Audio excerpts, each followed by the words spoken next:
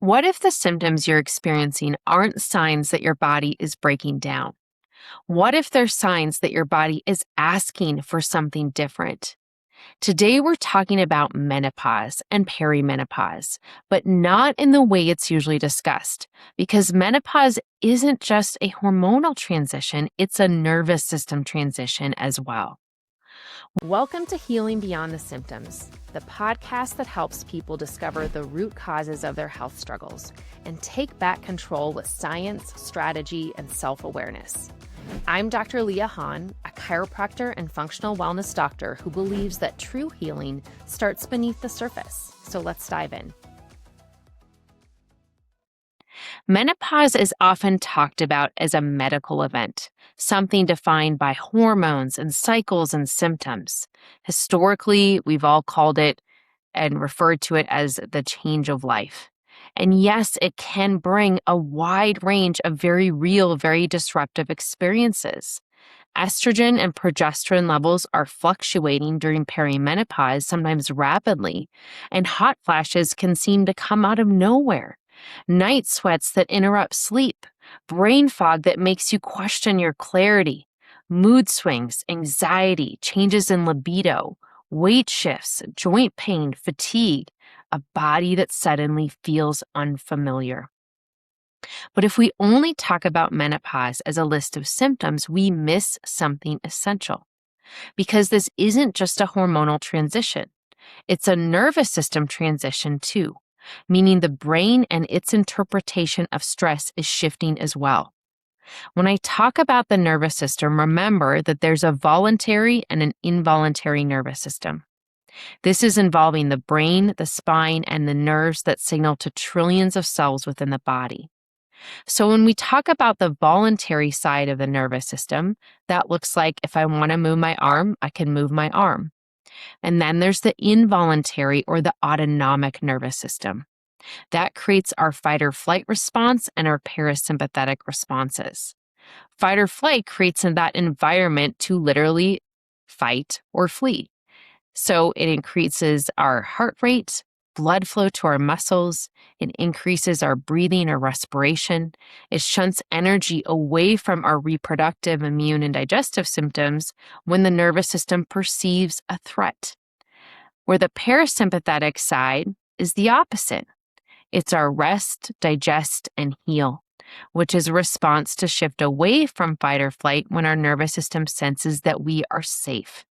So if we go back to menopause as a hormonal transition, it's also a nervous system transition because the hormonal changes mainly affecting estrogen and progesterone happening during perimenopause and menopause don't just affect reproduction, they affect the brain. They influence serotonin and dopamine, affecting our mood, our motivation, and emotional steadiness.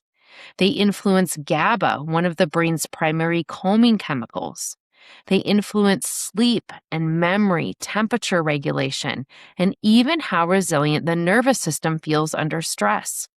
So when estrogen and progesterone begin fluctuating during perimenopause and menopause, many women don't simply notice physical symptoms. They notice that they feel different, more reactive, more emotionally sensitive, more anxious, more overwhelmed, less able to tolerate stress the way that they once could. And at times, a woman may experience a sense of shutdown or even feeling just depleted. Realize that hormones like estrogen and progesterone play a significant role in how regulated we feel, how adaptive we are to stress. We can move through the sympathetic and parasympathetic nervous systems, meaning we experience a stressful event, and a few minutes, if not after a few hours, we're back to that calm and steady state where our body is digesting, managing hormones, and healing. But when we're not regulated, we aren't able to adapt to stress. Typically, we're stuck in fight or flight mode or even freeze mode. Our body isn't able to clear the stress. It continues to shunt energy to keep muscles ready to fight or flee and decreases energy available for digestion and managing hormones and healing. The regulation provided by these estrogen and progesterone levels influences our sleep, our emotional steadiness, our resilience to stress, and even our sense of internal safety. So, as these levels of progesterone and estrogen shift, many people aren't just experiencing the physical symptoms, they're experiencing a change in their baseline state of regulation. Things that once felt manageable may suddenly feel overwhelming. Stress hits differently. And this can be incredibly disorienting because many women have spent decades being able to push through life. Then suddenly they can't. And often they blame themselves. But this isn't weakness, it's your body, it's your physiology. I work with a woman I'll call Jane, and Jane came into her office telling us that she felt very unbalanced. She was struggling with sleep, reactivity, and what felt like intense mood shifts. Jane said it was affecting her relationships, her sense of well-being, and even her work. When we started to increase the adaptability in her nervous system with NSA, she started to feel peace she hadn't noticed in years. She noticed when her body stayed in a more regulated state, her hot flashes decreased tremendously. Jane started to journal. She increased her resistance weight training and started taking time for what she called a self-care date each week. The reactivity and the mood shifts decreased beautifully, and she finally was able to reclaim her sense of well-being. With menopause, realize that your nervous system is recalibrating along with your hormones. It's not just in your head, it's in your system. And when we begin to understand that, the conversation starts to expand. Because for many, this phase of life doesn't happen in isolation. It often arrives alongside major life transitions, children growing up or leaving home, shifts in identity around parenting, changes in relationships or marriage, evolving careers, or a quiet or not so quiet question, is this still the life I want? While the body is recalibrating to changes in hormonal levels, the state of your life is also changing. Menopause then isn't just an ending, it's a threshold to something new. This then becomes a time when what has been tolerated may no longer feel tolerable, when the nervous system has less capacity to override, suppress, or push through, and what's been held underneath, what maybe has been stuffed down and existed in an unacknowledged state, begins to rise. It's like shining a spotlight on the patterns of behavior, tension, and emotion that have helped you cope, survive, and push through. And those patterns may feel intolerable. Unresolved stress, unmet needs, misalignment of the life you're living, old traumas, chronic overwhelm, long-term stressors, and the resulting anxiety become harder to ignore. And yes, this can feel destabilizing, but if this transition in our hormones and nervous system is met with awareness, space, and the right kind of support, it can also become deeply organizing. Because again, the body begins to say very clearly, this way of living is no longer sustainable. And while that can feel uncomfortable, even confronting, it's also an invitation to listen more closely, to honor your limits as signals, not failures, to renegotiate your relationship with stress, and to begin creating a life your nervous system can actually feel safe inside of. So today, I don't want to just talk about managing symptoms. I want to explore what it looks like to move through menopause in a way that supports repatterning your nervous system and maybe even your life. What if this transition wasn't just something to survive, but something that could lead to healing and peace and even joy? What if these hormonal changes were in some way a process of coming home to yourself, the real you, the authentic you? So let's go back to the symptoms we've discussed for a moment. Sleep issues, brain fog, mood swings, anxiety, libido shifts, weight changes, joint pain, and fatigue. Symptoms are typically amplified in the presence of stress. Many women describe this phase of life as feeling wired but tired, wired but exhausted. Their body is tired, but their nervous system won't settle. They're exhausted, but unable to sleep deeply. Overstimulated, but depleted. Running on stress hormones while simultaneously feeling burned out.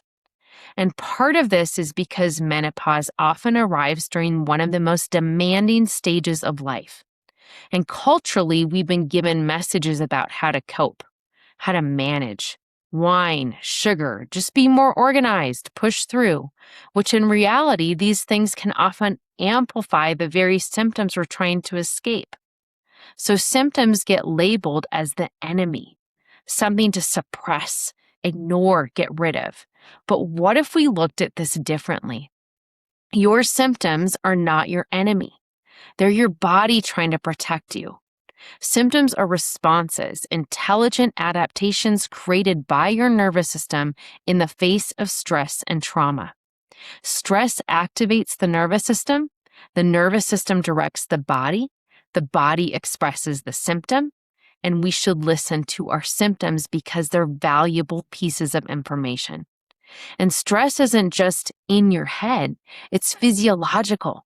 It's often rooted in accumulated, unprocessed experiences. Chronic stress, trauma, unprocessed emotions, and sensations that have been pushed down over time. External events don't just create stress. They trigger the adaptations your body has made in order to cope with various traumas or times of overwhelm that have occurred throughout your life. When your brain interprets these traumas as stressful events, it adopts patterning in your muscles, spine, and nervous system to cope with that trauma. And your body will continue to use that patterning throughout your life, responding in forms of protection for an event that could have happened 30 years ago, responding as if that event is still happening. So by this stage of life, with years of accumulated stress, trauma, overwhelm, anxiety, and emotional load, the system may be carrying a lot. Realize that your body, your physiology treats chronic stress, anxiety, overwhelm, and trauma in the same way. The body keeps score. The body is what holds the stress, expresses the symptoms, and magnifies those symptoms depending on what is already there, unacknowledged or not dealt with. I have worked with people who have had extremely difficult childhoods. Maybe they grew up with an unpredictable or reactive parent. People who have been affected by rape, child abuse, substance abuse, violent relationships, and did their best to move on, pull themselves together, and keep on going. Or even been in their careers or situations where their nervous system stayed on for years, accumulating years of chronic overwhelm in their nervous system. People who have been in relationships that maybe weren't violent, but there was always underlying anxiety. So their nervous system stayed hypervigilant, always ready to mount a protection response. But again, the body keeps the score.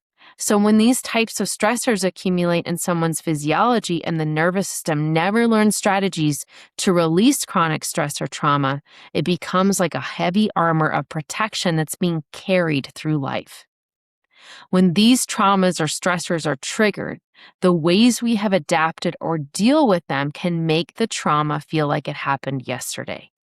It's a familiar response pattern that has been adopted for coping, which is then negatively affecting someone's behavior, their responses to others, their perspective, and their health. And at this stage of life, with hormones fluctuating intensely, there's less of a buffer. We feel more. So menopause has a way of turning up the volume. We talked about how the body becomes more reactive to stress, especially when there are years of accumulated stress and trauma that has not been dealt with. Here's an example. Even symptoms like hot flashes are not simply temperature problems. They are nervous system events. The hypothalamus, the part of the brain involved in hormone regulation, temperature regulation, sleep, and the autonomic nervous system, becomes more sensitive as estrogen fluctuates. So small shifts in stress, emotion, alcohol, caffeine, sleep disruption, or even emotional overwhelm These can trigger a cascade through the nervous system, resulting in heat, sweating, heart racing, adrenaline surges, sometimes even panic sensations. And this is why so many women notice it's not actually heat triggering my symptoms. It's stress. It's thinking about old traumas and new traumas. Because again, the nervous system and hormonal system are deeply intertwined. Once menopause turns up the volume, many women begin noticing something they couldn't see before. The patterns they've been carrying for decades. And that's what we're going to be talking about next week. Thank you for spending this time with me today. I hope that wherever you are in your journey, perimenopause, menopause, maybe in a different place, you leave this episode with just a little more kindness to yourself than you came in with, especially as you navigate these important life transitions. If you're ready to explore what deeper nervous system support could look like for you, I'd love to connect. You can book a wellness consultation at bodyandbalancechiropractic.com, and we'll look at what your body actually needs to heal at whatever pace is right for you. If today's episode resonated with you, please share it with someone who needs to understand how the nervous system is transitioning during these phases of life. Please take a moment to like, subscribe, and leave a review for the podcast. Your reviews help more people discover these conversations about healing, nervous system health, and living beyond the symptoms. And thank you so much for being a part of this community. Until next time, breathe deep, take time for yourself, and remember, your story is still unfolding. Thanks again for joining me today on Healing Beyond the Symptoms. If you've been curious about network spinal, or if you've tried everything else and still feel stuck, I want you to know this. Your body is not broken. It's patterned, and those patterns can change. If you're ready to experience how gentle care can lead to profound transformation, I'd love to invite you to book a wellness consultation at bodyandbalancechiropractic.com. Together, we'll look at what your body needs to finally release, reset, and thrive. Until next time, breathe deep, trust your body, and remember, gentle can be powerful.